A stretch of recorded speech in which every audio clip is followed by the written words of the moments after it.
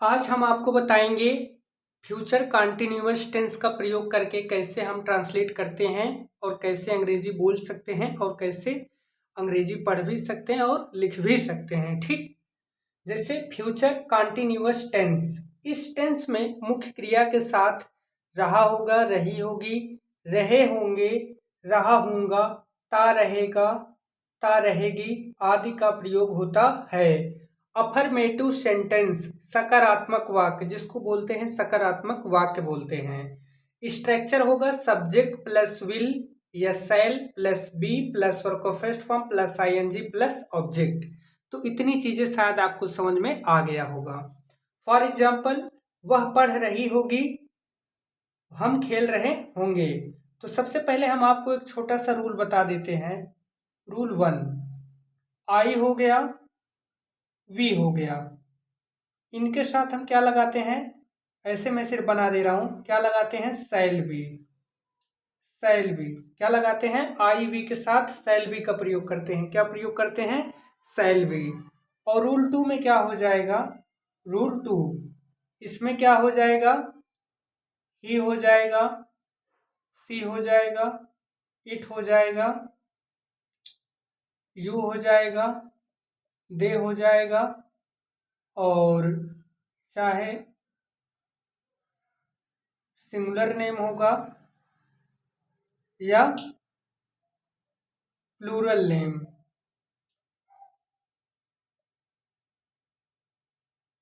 इन सब के साथ हम क्या लगाएंगे, इन सब के साथ हम क्या लगाएंगे, विल बी। क्या लगाएंगे, विल बी। क्या लगाएंगे, विल बी। तो इतनी चीजें शायद आपको समझ में आ गया होगा। आई वी के साथ shall be, he see it, you they, singular name या प्लूरल नेम के साथ हम क्या लगाएंगे, विल बी लगाएंगे। क्या लगाएंगे, विल बी लगाएंगे। ठीक, अब जैसे वह पढ़ रही होगी, तो क्या हो जाएगा, सब्जेक्ट हमारा क्या हो जाएगा, सी हो जाएगा। उसके बाद हमें क्या लगाना है, विल बी। स्ट्रक्चर के अकॉर्डिंग क्या हो जाएगा, विल, उसके बाद क्या हो जाएगा, बी। विल बी हो गया, काम क्या हो रहा है, पढ़ने का। क्या हो जाएगा, रीड। अब इसमें क्या लगाना है, आईएनजी। क्या हो गया, reading. She will be reading, वह पढ़ रही होगी। हम खेल रहे होंगे, तो सब्जेक्ट क्या हो जाएगा, वी। तो वी के साथ हमने क्या बताया है, शैल बी लगाने का। तो क्या हो जाएगा, shall be, we shall be. काम क्या हो रहा है, खेलने का, तो प्ले हो जाएगा, और प्ले में आईएनजी लगा देंगे तो क्या हो जाएगा, playing. We shall be playing, हम खेल रहे होंगे। तो इतनी चीजें शायद आपको बेहतर तरीके से समझ में आ गया होगा।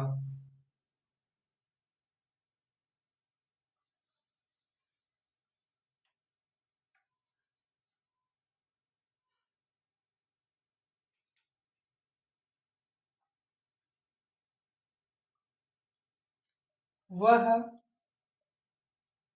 वहां रुकी होगी।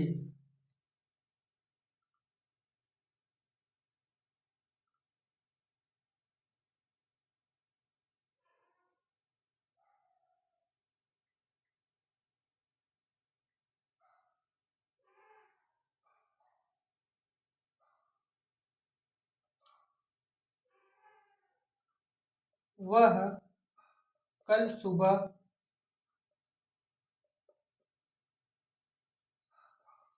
क्रिकेट खेलता रहेगा। ठीक, वह वहां रुकी होगी, वह कल सुबह क्रिकेट खेलता रहेगा। तो क्या हो जाएगा, सी हो जाएगा। उसके बाद क्या रहेगा, विल बी, वह वहां रुकी होगी। तो क्या हो जाएगा, सी विल बी स्टेइंग देयर, वहां के लिए देयर। वह कल सुबह क्रिकेट खेलता रहेगा। तो हमने क्या बताया था, ता रहेगा या ता रहेगा या ती रहेगी। ठीक, वह कल सुबह क्रिकेट खेलता रहेगा, तो क्या हो जाएगा, he will be playing cricket कल सुबह को हम क्या लिखेंगे? Tomorrow morning. क्या लिखेंगे? TOMORROW, tomorrow morning. ठीक, तो इतनी चीजें शायद आपको समझ में आ गया होगा।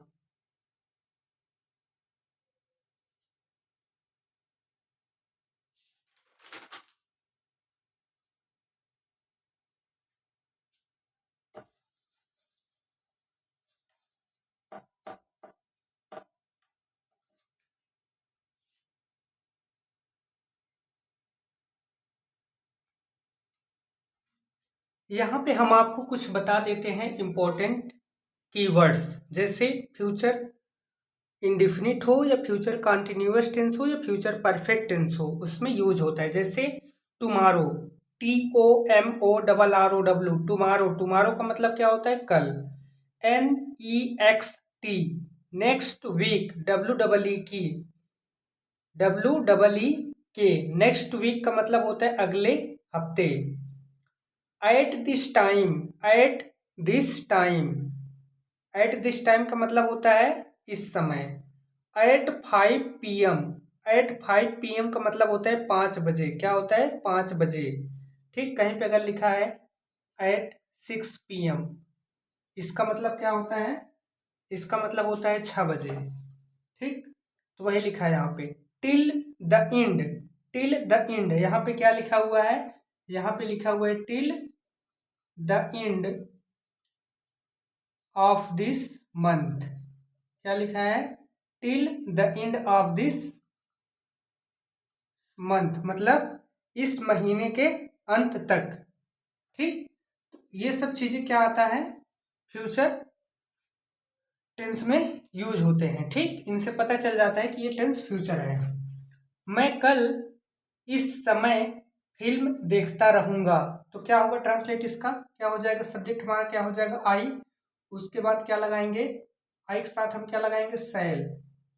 आई shall be watching, I shall be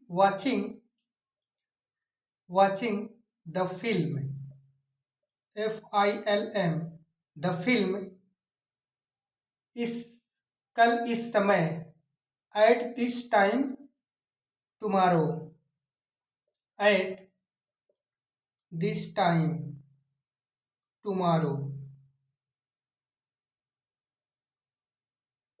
ठीक, इस समय को हमने क्या लिखा? एट दिस टाइम, और कल को मैंने क्या लिखा? टुमारो। तो शायद आपको समझ में आ गया होगा। वह अपने भाई के साथ खाना पका रहा होगा, वह अपने भाई के साथ खाना पका रहा होगा, तो क्या हो जाएगा?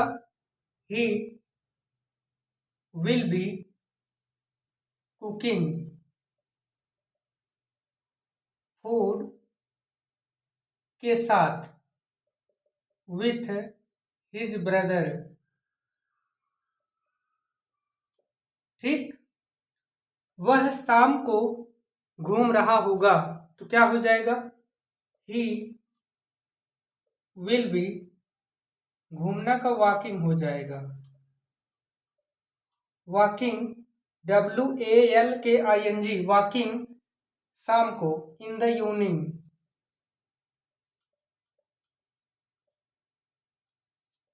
अगर कहीं पे लिखा है शाम को, इसको बोलेंगे इन द इवनिंग। ठीक, तो इतनी चीजें शायद आपको समझ में आ गया होगा बेहतर तरीके से।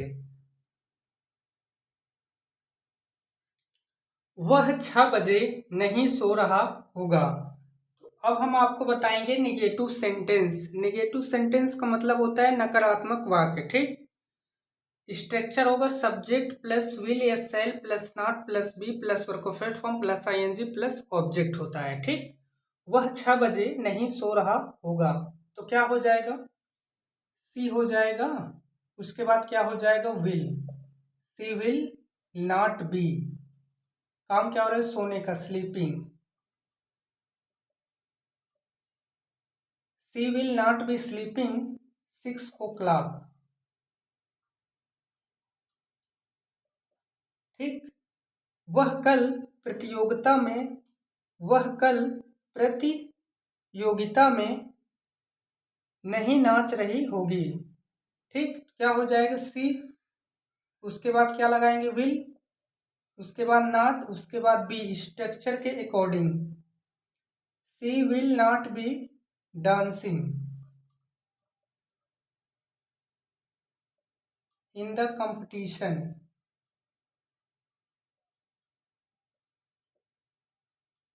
टुमारो।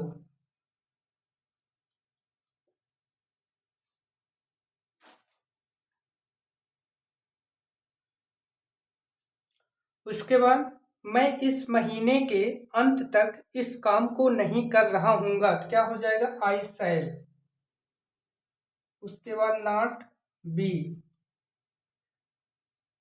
डूइंग दिस वर्क, और इस महीने के अंत तक इसको हम क्या लिखेंगे, till the end of this month. तो इतनी चीजें शायद आपको बेहतर तरीके से समझ में आ गया होगा। अब हम आपको बताएंगे इंट्रोगेटिव सेंटेंस। इंट्रोगेटिव सेंटेंस का मतलब होता है प्रश्नवाचक वाक्य जिसमें किसी प्रश्न को पूछा जाता है। स्ट्रक्चर होगा विल शैल, विल या शैल पहले आएगा, उसके बाद सब्जेक्ट आएगा, उसके बाद बी आएगा, उसके बाद वर्ब का first form plus ING plus object plus question mark. क्या वह पढ़ रही होगी, तो क्या शब्द आया है, तो विल या शैल पहले आ जाएगा, तो क्या हो जाएगा विल, वो भी सब्जेक्ट के अकॉर्डिंग। यहाँ पे क्या हो जाएगा he, will he reading, will he, उसके बाद सब्जेक्ट के बाद लिखना है बी, उसके बाद वर्ब का फर्स्ट फॉर्म लिखना है रीड, और इसी में आईएनजी लगाना है तो रीडिंग हो जाएगा। विल ही बी रीडिंग, क्या तुम मुझसे बात कर रहे होगे, क्या हो जाएगा विल, उसके बाद सब्जेक्ट यू, उसके बाद बी, काम क्या हो रहा है बात करने का, टॉक, इसमें आईएनजी लगाना है टॉकिंग हो जाएगा, टू मी। क्या वह इस किताब को खोज रही होगी, तो क्या हो जाएगा विल, उसके बाद सी, उसके बाद सब्जेक्ट बाद रखना है बी, काम क्या है ढूंढना, ढूंढने का क्या हो जाएगा लुक, आईएनजी लगा देंगे तो लुकिंग, इसके साथ प्रीपोजिशन फॉर लगता है दिस बुक। जब कोई चीज हम खोजते हैं तो उसके लिए हम क्या लगाते हैं, लुकिंग फॉर लगाते हैं। ठीक, तो इतनी चीजें शायद आपको समझ में आ गया होगा बेहतर तरीके से।